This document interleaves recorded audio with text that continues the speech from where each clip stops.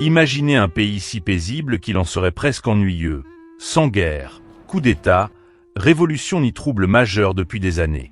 Ce pays existe, l'Ouzbékistan. Territoire situé au cœur de l'Asie centrale, il fut un maillon essentiel de l'ancienne route de la soie, où l'Orient et l'Occident se rencontraient il y a des siècles.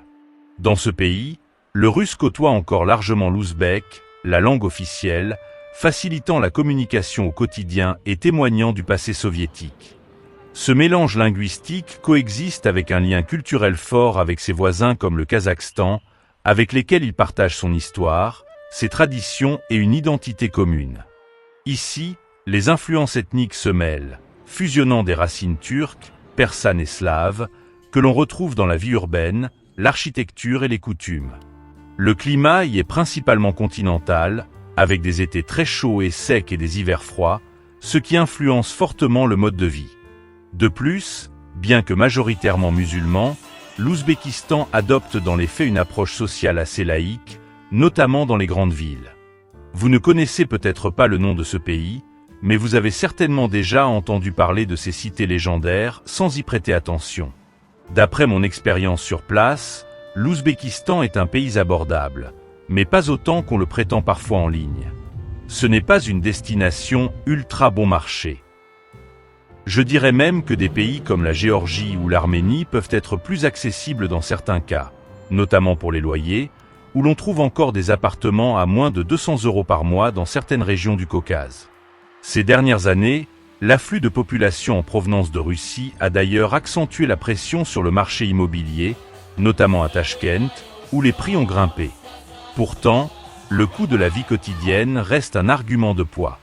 Pour un voyageur, dépenser seulement 10 à 15 $ par jour permet de vivre confortablement.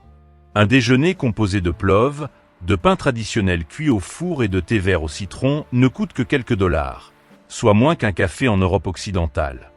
Comptez entre 10 et 20 $ pour une nuit dans un hôtel simple, et entre 1 et 3 $ pour une course en taxi. C'est une option très attrayante pour les longs séjours, même si le budget global dépend de votre style de voyage. À votre arrivée, la première chose qui frappe est la structure des villes. À Tachkent, l'héritage soviétique est visible à travers de larges avenues, une architecture imposante et de grands passages souterrains pour traverser les rues.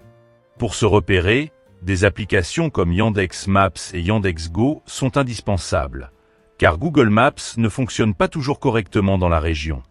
Les taxis via Yandex sont très bon marché, souvent moins de 2 € pour aller du centre-ville à l'aéroport, et les transports en commun ne coûtent que quelques centimes.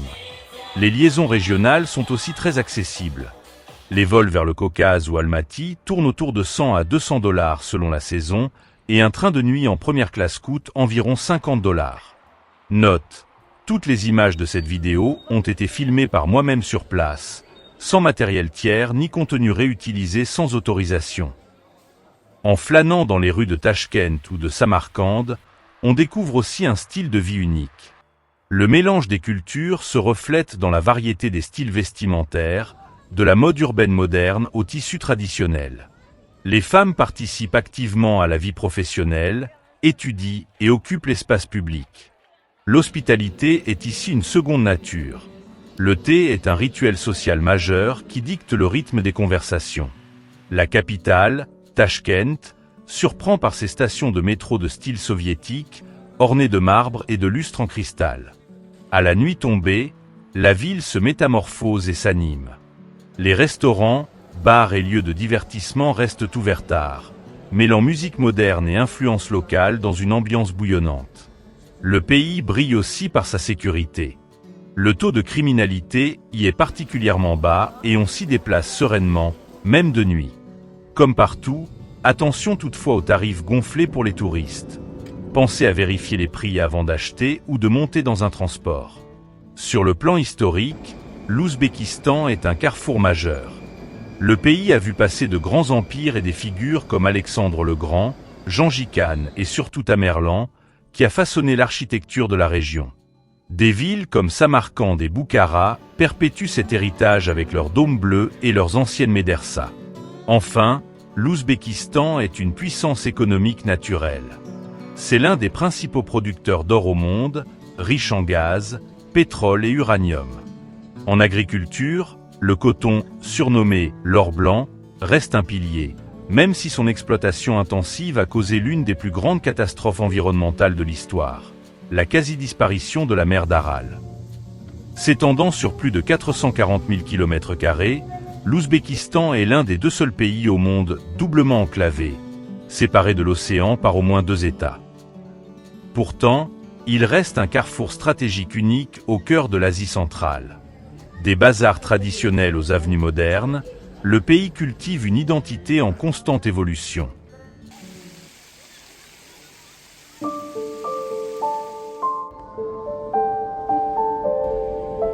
Pourquoi les Français boudent l'Ouzbékistan? Mais alors, si ce pays est aussi incroyable, pourquoi on n'y croise presque aucun touriste français? Le premier problème, c'est le nom. Dès qu'un pays se termine en « Stan », dans la tête des gens en France, ça clignote en rouge. On s'imagine direct des zones de guerre ou des tensions géopolitiques, en confondant la région avec le voisin afghan. Sauf que la réalité sur place n'a absolument rien à voir. L'Ouzbékistan est bien plus sûr que la majorité des grandes villes européennes. Vous pouvez vous balader à 3 heures du mat' à Tachkent avec votre téléphone à la main sans aucun stress. Le deuxième frein, c'est la langue. En France, on galère déjà avec l'anglais. Alors imaginez un pays où tout le monde parle ouzbek ou russe. En dehors des guides officiels, l'alphabet cyrillique et la barrière de la langue, ça fait peur à ceux qui aiment voyager à l'impro. Ajoutez à ça que le pays s'est ouvert au tourisme il y a seulement quelques années. Résultat, pour la plupart des Français, cette région reste une immense page blanche. Passez à l'action, visa, vol et hôtel. Pourtant, si vous décidez de sauter le pas, vous allez voir que c'est devenu hyper simple. Déjà, oubliez la paperasse. Pour nous les Français, il n'y a plus besoin de visa. Zéro démarche. Vous venez avec votre passeport valide, vous passez la douane à l'aéroport, et vous avez votre tampon gratuit pour 30 jours. La seule règle sur place, c'est de garder les petits tickets d'enregistrement que les hôtels vous donnent chaque nuit. On peut vous les demander en repartant.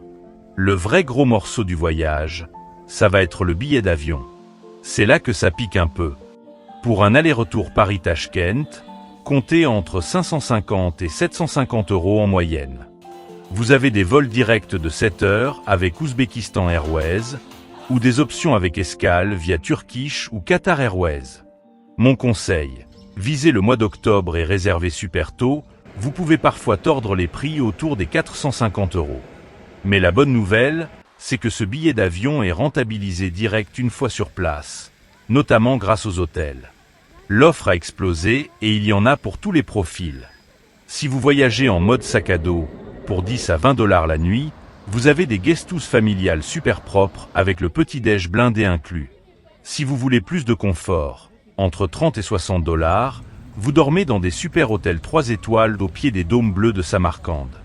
En gros, l'avion coûte un bras, mais la vie sur place ne coûte rien. C'est le moment où jamais dit « allez » avant que tout le monde ne s'en rende compte.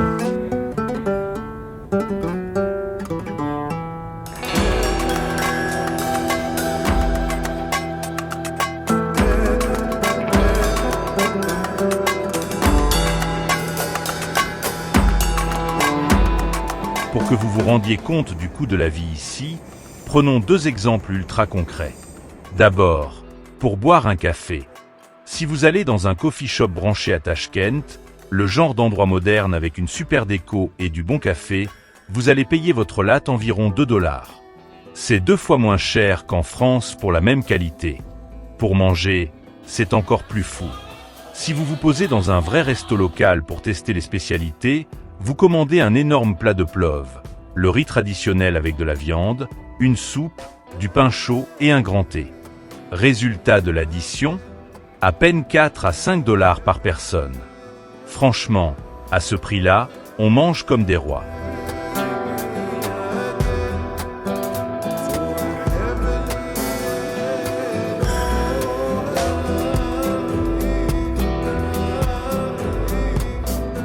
Mon expérience, le train de nuit jusqu'à Almaty. Mais le vrai point culminant de mon voyage, C'est quand j'ai décidé de quitter l'Ouzbékistan pour rejoindre le Kazakhstan en train de nuit, direction Almaty.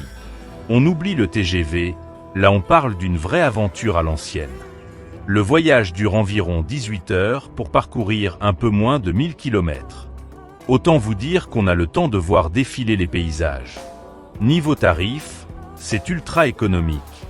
J'ai payé mon billet environ 35 à 40 $ pour la deuxième classe, qu'on appelle le mode CUP. Ce sont des compartiments fermés avec 4 couchettes. C'est propre, c'est plutôt confortable, et surtout, l'ambiance est magique. Dans le train, vous partagez votre cabine avec des locaux. Même si on ne parle pas la même langue, on finit toujours par partager du pain, du thé chaud et par rigoler ensemble. C'est long, le passage de la frontière au milieu de la nuit coupe un peu le sommeil.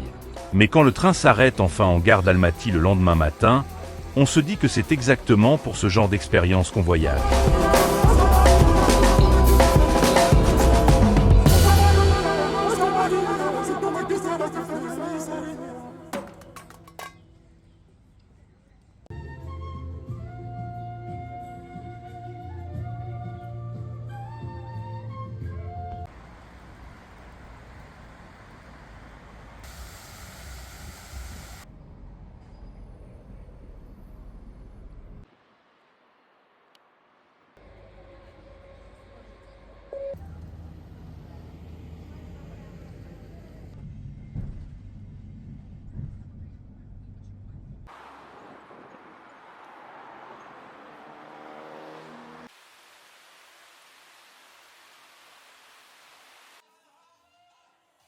Qu'est-ce que vous attendez pour réserver?